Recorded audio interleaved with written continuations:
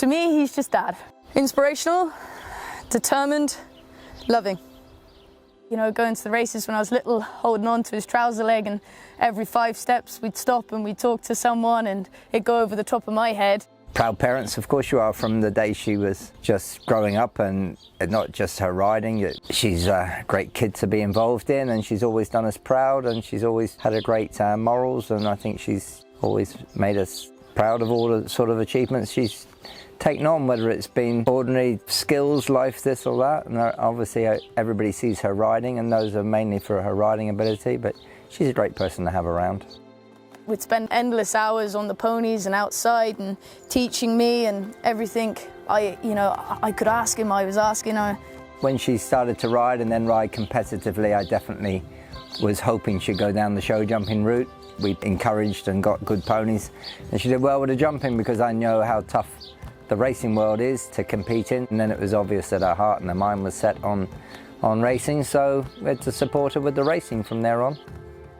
He's taught me to respect rules, always try and look from the other side of the fence on opinions, and remember that opinions are not facts in life. So strive for being good, strive for being epic, and just keep moving forward the best you can, and always enjoy what you're doing. We get nervous watching older children compete. I think I've probably got more understanding of the racing, more control of the racing. Oh yeah, that's Duke, he's come say hello. Yeah, you ride every fence with her.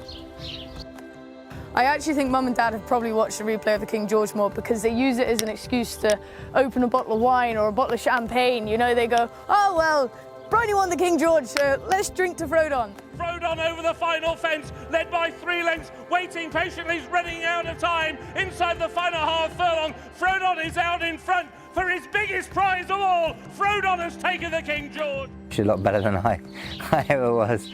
She would outride me in the finish. Her judgment of pace is probably better.